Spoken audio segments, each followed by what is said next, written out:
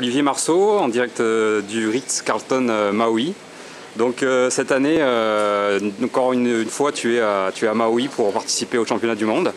Première question, comment as-tu trouvé le parcours l'année dernière par rapport à celui d'il y a 2 ans?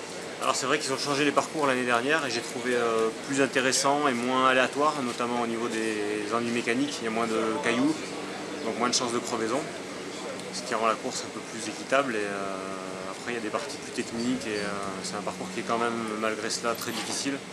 Avec la chaleur et le dénivelé, il faut en garder pour la course à pied parce que c'est aussi dur à pied. On a vu que l'année dernière, donc Lance Armstrong était tombé à vélo, donc il y a quand même des petites difficultés dans la dernière descente. Ah oui, il y a moyen de tomber, hein, ça c'est sûr, en allant très vite, tous les parcours sont durs, donc il faut quand même rester prudent et avec la fatigue sur la fin du vélo, c'est vrai que ça devient assez difficile à gérer, il y a des parties avec du sable un peu mou et il faut rester vigilant. Et le parcours à pied par rapport à celui d'avant?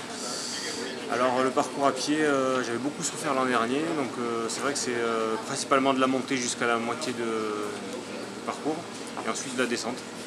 Mais il y a un gros dénivelé, il fait très très chaud et il y a vraiment des forts pourcentages en montée, ça ne facilite pas les choses.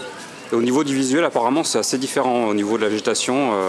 Ouais, comme je dis tout à l'heure, il y a moins de cailloux dans cette région de l'île. Sinon, ça reste Maui, donc très sec, très chaud, humide. C'est vraiment, physiquement, c'est un parcours qui fait mal. Combien de fois as-tu participé au championnat du monde? J'ai pas compté, mais ça doit faire, je crois, 9 fois à peu près. Et meilleure place de deuxième? 3 fois deuxième, ouais. On va essayer de faire mieux. Et justement, au niveau sportif, là, comment te sens-tu? Cette année, j'ai eu pas mal de petits soucis sur les Xterra en Europe et donc ça s'est pas très bien passé. J'ai un peu envie de prendre ma revanche, donc je suis motivé, c'est sûr. Maintenant, c'est vrai que c'est une course qui est dure et tout le monde est vraiment prêt pour cette course et il y aura un gros niveau. Je sais pas, je n'ai pas vraiment d'objectif en tête. Le podium serait génial, top 5 serait bien aussi. On va faire au mieux, quoi, comme d'hab. Que penses-tu justement de la venue de Gomez, puis d'autres stars de l'ITU? C'est bien, chaque année il y a des athlètes top classés en ITU qui viennent. Ça apporte un intérêt médiatique et sportif aussi parce qu'on se rend compte qu'ils ne sont pas toujours aux avant-postes.